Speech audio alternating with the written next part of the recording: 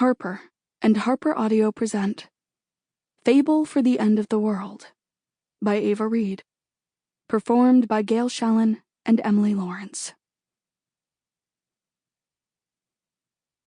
To the young queer girls, your love is going to save the world. There's a lover in the story, but the story's still the same. You want it darker. Leonard Cohen.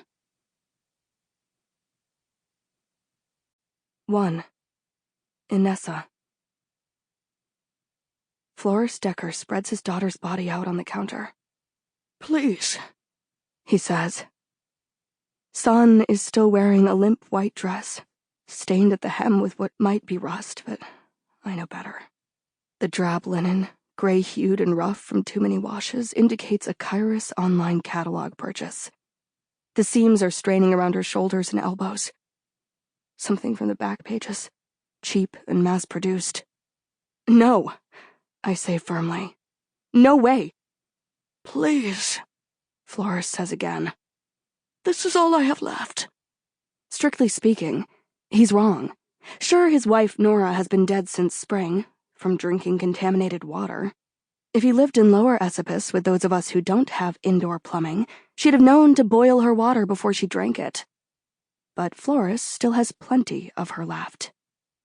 All her Caerus debts, floating around the empty house like ghosts, wrapping their cold hands around his wrists and ankles. Spectral manacles. And now, even with Son dead, he'll have company. She was 12, old enough to accrue her own ghosts. "I'm sorry," I say. Sana's hair is damp and tangled. If I didn't know better, I would say she died from drowning. But no one drowns here. As soon as we can walk and speak, everyone in the outlying counties learns how to tell when the water table is rising and the ground under you can't be trusted. I didn't watch her die. Unlike all the other inhabitants of Esopus Creek, their eyes trained on their tablet screens until they turned red and bloodshot. Because how can you sleep when you might risk missing the climax, the slaughter? Her wet hair is all I can bear to look at. If I look at her face, or the utter stillness of her ribcage as it presses up against the fabric of the too small dress, or worst of all, the ring of bruises around her throat, I'll have to duck under the counter and retch. You wouldn't imagine in my line of work that I'd have such a weak stomach. Florist sets his jaw. "Is your brother here?" My eyes narrow in response. I haven't been hard enough on him. Luca would tell you the same. No human corpses. I almost add another sorry, but if I do, he'll ask for Luca again. "I can pay more," Florist says instead, voice pitching higher. 65 credits. Our rate for white-tailed deer is 60. And with the way they're dying off, soon we'll be able to charge twice as much. I'm not going to butcher a dead 12-year-old for 2 extra packs of peach-flavored Deacon tabs. Even if it would make Mom happy. Besides, Florist is lying. He can't pay more. If he had the credits, Son wouldn't be dead. This fact makes it difficult to pity him. If he runs up even more debts, he'll have nothing left to pay with but his own life. Sana was a flimsy shield thrown up between him and Caerus's collectors. Their cruel vengeance disguised as justice. Floris's lower lip quivers, and it makes the rest of his face look all the more gaunt and hollow.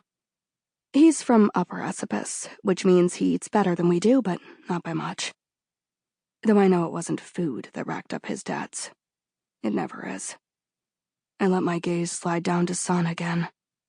Her eyes are half open, pale lashes like dandelions that could still be blown.